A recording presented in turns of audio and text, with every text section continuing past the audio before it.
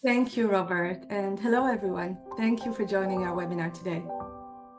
We're here today to share with you our newest innovation, Embase AI, and to demonstrate how we can simplify and improve biomedical research. In an environment where speed is paramount and inefficiencies can hinder progress, Embase AI offers a powerful solution. Our vision is to empower every researcher with intelligent, trusted tools, enabling them to make confident decisions, accelerate discovery, generate original breakthroughs, and drive transformative impact on society. For over 50 years, life sciences and regulatory professionals have trusted Embase for insights from biomedical literature. Embase AI builds on this legacy by simplifying research through natural language queries, delivering quick information with transparent references, and enhancing trust, efficiency, and insight. We will share with you how Embase AI achieves this with a powerful combination of content, expertise, and technology. Here's a quick look of what we'll cover today. We'll start by discussing the promises and risks of AI in biomedical research. We'll then dive into how Embase AI simplifies this process. We'll then move into a live demo of Embase AI, followed by an overview of Elsevier's responsible AI principles and development approach. Finally, we'll open up to questions. When I speak with heads of R&D and innovation, I hear a common theme. R&D professionals require reliable insights from scientific literature to drive innovation and mitigate risks. They often operate under immense time pressure and an overwhelming volume of information. But in our fast-paced, AI-powered landscape, speed is not just a nice-to-have, it's an absolute necessity. Teams that continue to rely on manual processes for gathering and summarizing scientific data also risk missing out on crucial findings that could significantly impact their projects.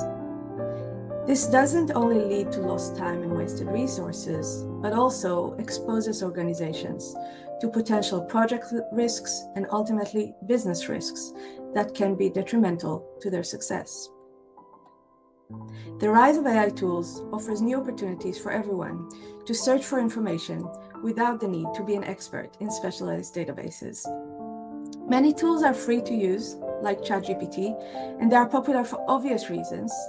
They're very easy to use, there's no need for specific search syntax, they understand natural language queries, and they generate concise responses that help digest information quickly. However, there are serious concerns around those free tools as well. Using them in a business context can be very risky. Many tools ingest everything. There's no check on the quality of the content that models are trained on. And then often the content they rely on for the answers is not up to date. Sometimes it's plainly wrong. They are basically indifferent to the truth of their output and may miss insights from the latest research. There's also no transparency on how responses are generated and why specific information is presented and selected over something else. This black box searching makes it very difficult for users to assess whether responses are reliable and unbiased, and whether critical information might be missing. Another important aspect is data privacy, which is not guaranteed when using free AI tools. In fact, user queries are used to train the AI algorithms. For those reasons, many organizations actively prohibit their employees from using these tools for confidential searches. I can tell you that we do at Elsevier. The bottom line is that it is vital to use the right AI tools to support business-critical decisions. To illustrate this point, here's a simple example of search in a free tool that also presents some of the sources it uses to generate responses. The sources here are quite diverse. It doesn't mean they are wrong, but there's no quality check, and they don't necessarily comply to scientific standards. Their responses may sound reasonable, but can be wrong. Because of the non-transparent search process and the unknown content, users cannot know what information is missing. Using these tools not only leads to lost time and wasted resources, but also exposes organizations to potential business risks. And consequences can be delays in R&D, inaccurate medical communications, and even patient safety risks. This is how we at Elsevier think about using AI. In order to use AI extensively and systematically with confidence, there are three critical components that need to be in place. First, content.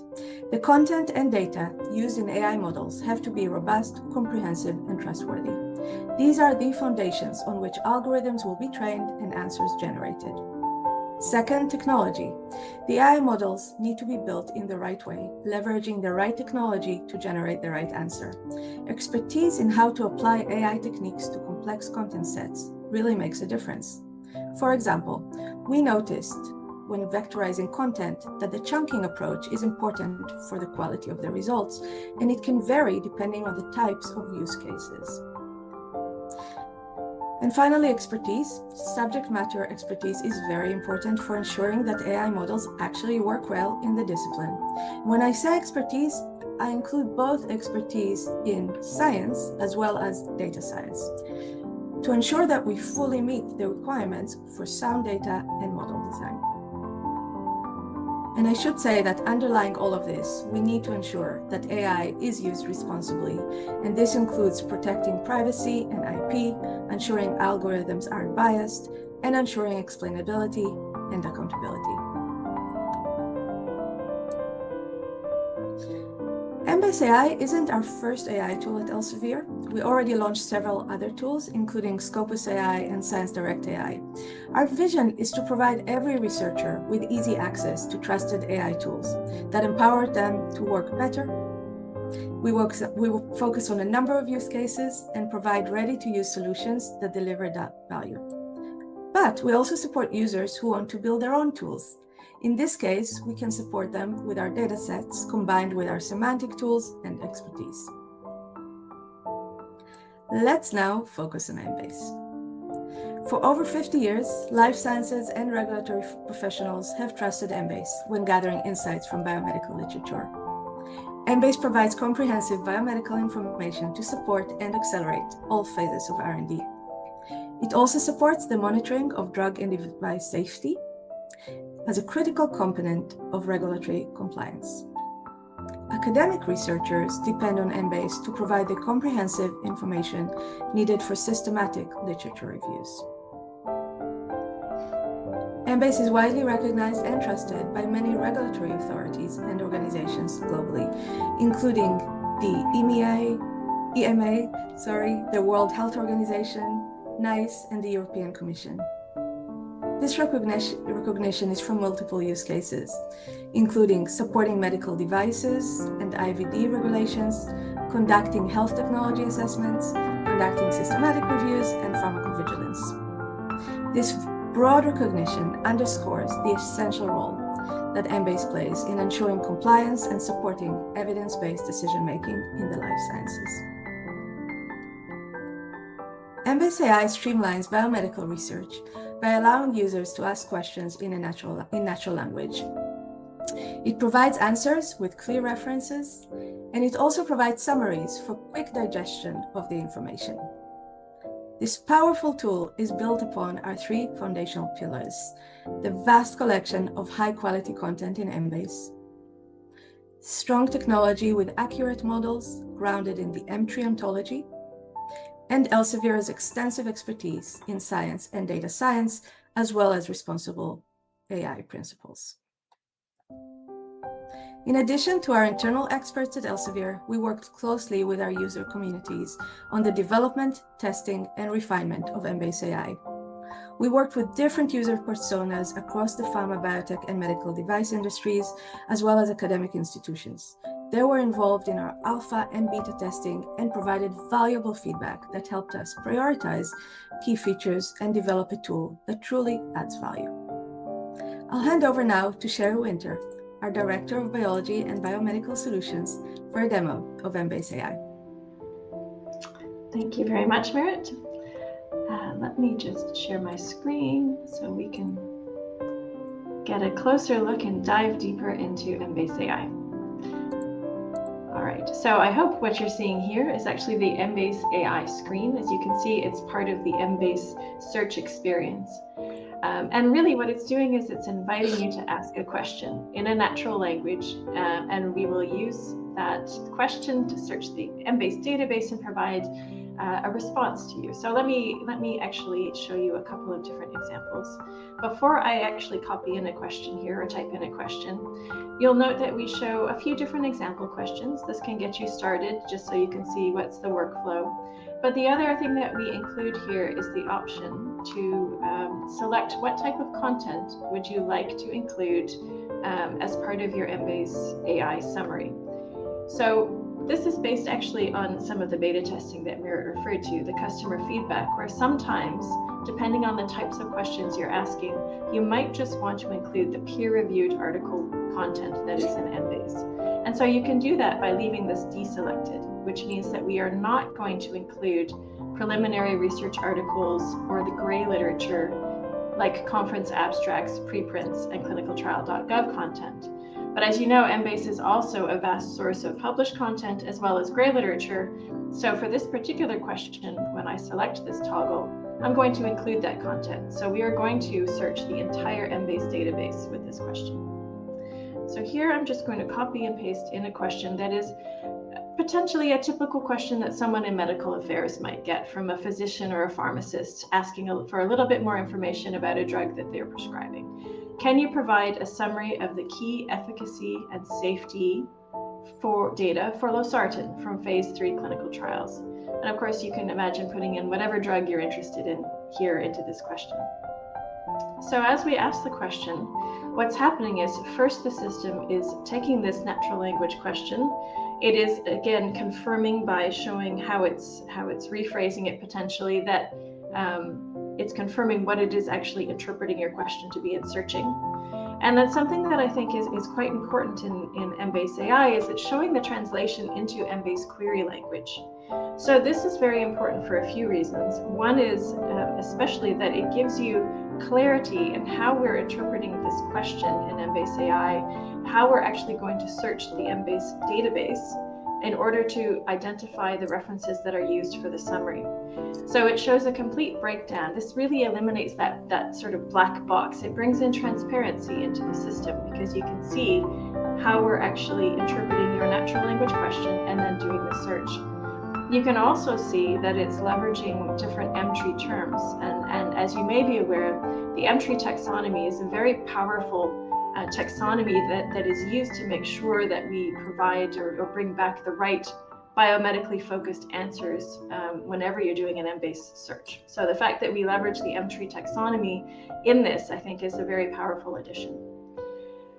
So what we can see if we break this down, we were talking about efficacy, safety, losartan in phase 3 trials, and you can see that that's what's part of the query. Phase 3 clinical trial, this is an M-tree term. Losartan, again, an M-tree term, and we're combining the M-tree terms with the free text search. So it's searching the titles, abstracts, and keywords as well, just to make sure that this search query finds all of the relevant information.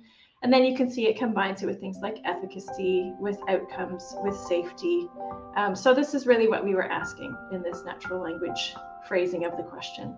We'll go more deeply into some of the other features that Embase AI has, but let's focus first on the summary.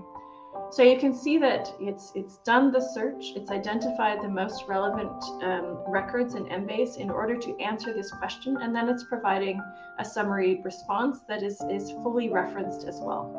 So we have a little bit of a headline at the top that gives sort of the main points of this summary. Phase 3 clinical trials indicate that losartan is effective in lowering blood pressure, etc., etc. And then it will go into the details of what I asked. What is the efficacy? What is the safety profile? And then it will perhaps talk about some additional information. As you can see, we have inline referencing here. This was again another feature that came out of our beta testing where users really wanted to know what part of this summary paragraph is coming from what references. So you have again that transparency of this section of the paragraph is coming from this reference number 1. In this case, this is a clinicaltrial.gov record. It could also have come from any article that is about phase 3 clinical trials as well.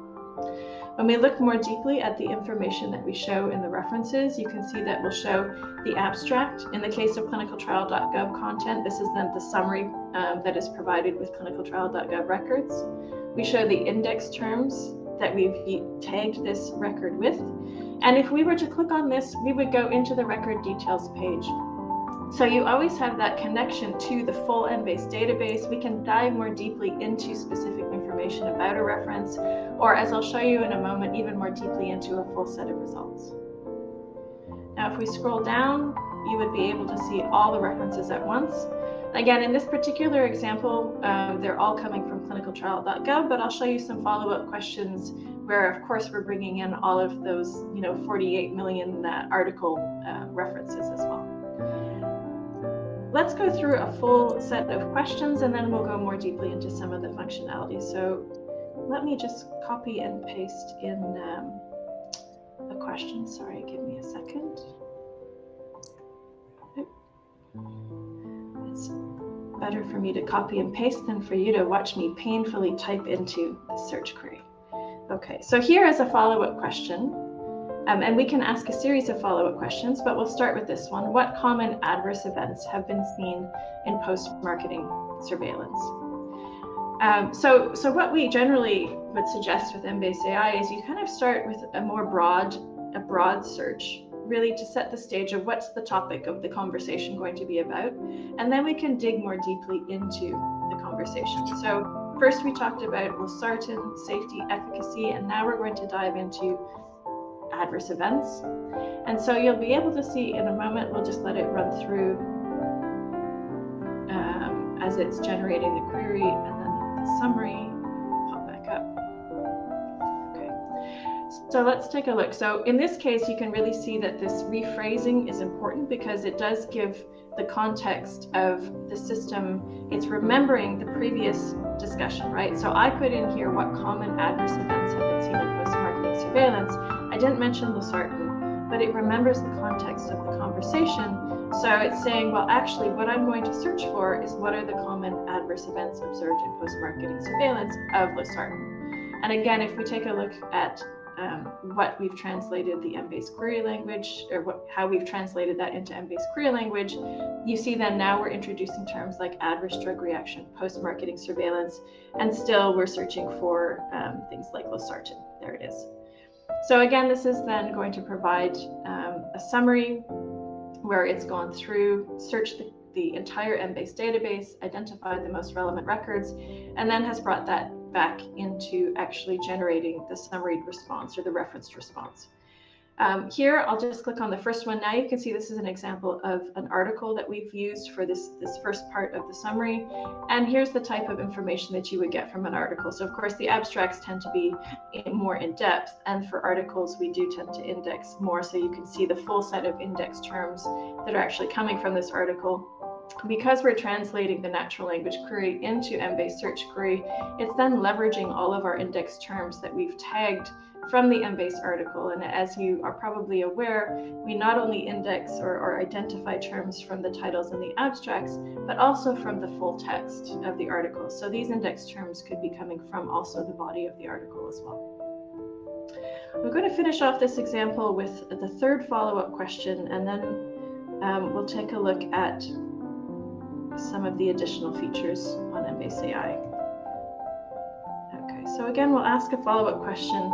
And again, this is quite vague again. I'm not specifying all of the context of the previous question. I'm just saying, are there patient populations it's not recommended for? And so if we ask a question, and we'll let it run through, but it's translated that as, are there specific patient populations for whom losartan is not recommended? So it not only remembered that it was losartan, but it's corrected my grammar. And then it's actually going on and saying, based on clinical trials or post-market surveillance data. So again, this is recalling what is the previous context of not just the last little bit of conversation, but the whole conversation here. And we're translating this into Embase query language.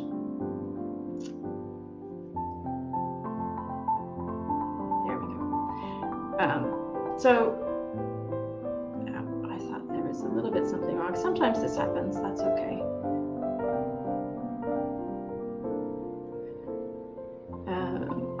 But we can just basically refresh the page.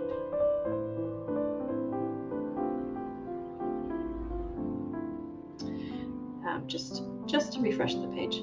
So anyways, the demo effect, right? This always happens sometimes, but what it should do then is provide me with a summary of this final question where it's interpreting, are there patient populations that losartan is not recommended? But actually, let's go back up and take a look and dive a little bit more deeply into the types of features and functionalities that you can actually also see using Embase AI. And then I'll run you through another example of a question that someone in research and development might be asking.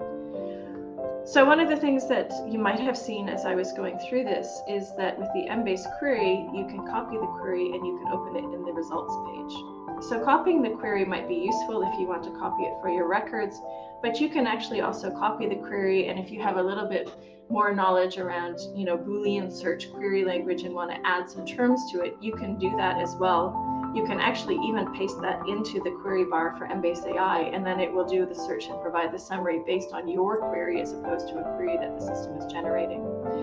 But sometimes, you may want to see the full set of results that come from that query, not just the ones that we have identified as being the most relevant to respond to the question. And so there you can say, well, show me the results, the full set of results, or open in the results page. So here for that query, you can see that we had actually 51 results. And here again, you can go more deeply into the individual results, or also leverage all of these then results filters that Embase has, which lets you refine even more what your set of results are. We'll just take a look at the sources there. So we can see that we had 22 clinicaltrial.gov records, and then the rest of them were articles that were coming from this search query. Let me go back.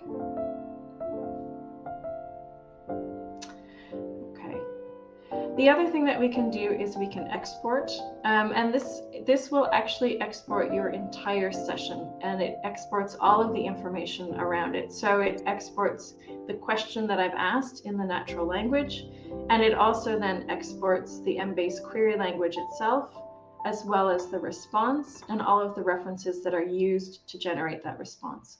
So it's a complete record of the complete conversation. It will record our entire conversation here. And this is potentially quite important because, when you're searching with things like that leverage large language models, the exact text of this summary will not be 100% the same every time. I mean, the general gist of the information will be the same, but it may differ slightly. And so it's important to export this just to keep a record of how you've asked the questions and how the system is responding.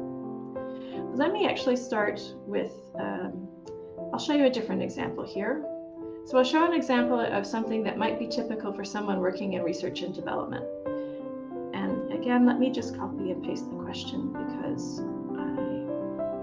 will be faster than me typing it. So in this case, we're going to ask a question around, we're asking a question around targets, around things that act on different targets. So what are the known inhibitors or activators of the angiotensin II type 1 receptor? And again, we'll include the preliminary research articles just to get a sense of how the system sort of interprets and responds again to these types of questions. So we'll let it just run through and then ask a few different follow-up questions. So you have another example of what Embase AI can do. What are the known inhibitors or activators of the angiotensin II type 1 receptor? And so you can see again, it's taking a look at what are the entry terms, doing some free text searches, and then it's looking at agonists, stimulators, so activators. So it's understanding what I'm asking in this question, and then providing the response. I think we can just go through some examples of some follow-up questions, and maybe I'll just type it in. So you don't have to be very specific again. What are known off-target effects? And this is where that rephrasing is particularly important. So it is, of course, remembering we're talking about angiotensin II type 1 receptors, and now we're focusing on off-target effects.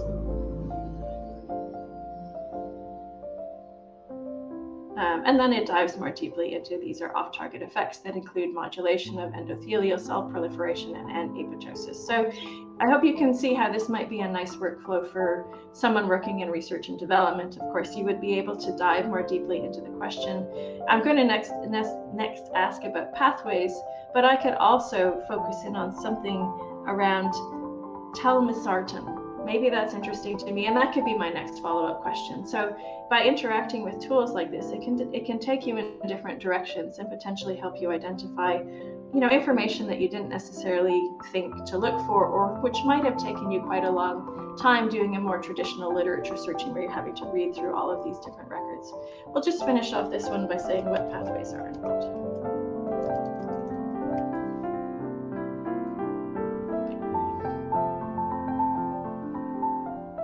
Again, it's important to take a look at how it's interpreting this. What pathways are involved in the off-target effects of angiotensin II type 1 receptor? Antagonists, specifically focusing on this effect on endothelial cells. And it's interpreted that because that was part of the response, actually, of the previous question. If you're interacting with the system and you're like, well, actually, I didn't want to know about that, I wanted to know about something else, that's okay, because then you just go and you say, well, actually, tell me more about whatever topic you're interested in. So it's a way of actually interacting a little bit more directly with the system and focusing it on where you want the responses to go. I'm going to finish off with one final example, which is an interesting one perhaps, because we do know that we have many Embase users who of course aren't native English speakers. We have Embase users from all over the world. And because this system is pretty good at actually interpreting different languages. In this case, I'm asking, and I'm not a German speaker, but what I'm asking is basically the same thing that I asked it before. What is inhibiting or activating the angiotensin II type 1 receptor? And then the final thing that I'll say is also summarize in German. So we're going to ask the question in German, but also get the summary in German. In this case, I'm not going to include the preliminary research article, so I'll just show you what the difference is in the search query. So here it's asking for the question that I just asked. It's interpreting it into natural language, or to the Embase query language. And again, as you can see then, it's now summarized the response in German, like I asked it to. Let's just take a quick look at this query language so you can see that it did understand what I was asking, angiotensin type 2, the same things that it brought up before. But the other thing that we've included now is that because I didn't select that button of search the whole database, so also include the gray literature, we're knotting that part out of our query. So it's not going to search the articles in press, conference abstracts, or preprints or clinical trials. So that's how that system works. Okay, I think I'm going to stop sharing. I think we've seen several different examples of how Embase AI is working, and then we'll go back to the slides.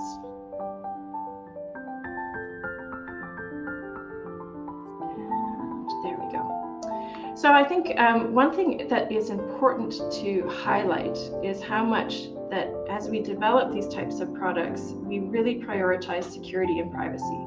So Embase AI is prioritizing security and privacy by using private, secure versions of large language models.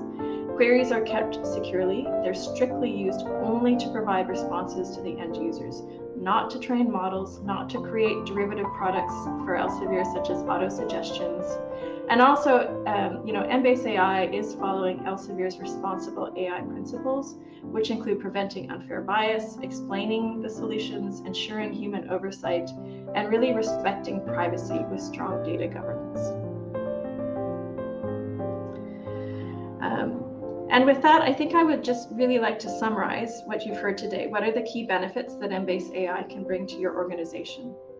So Embase AI enables everyone, independently of their skill level, to benefit from the high value of Embase. It provides significant efficiency gains to novice and casual users, and to departments like medical affairs and R&D that benefit the most from quick, actionable insights.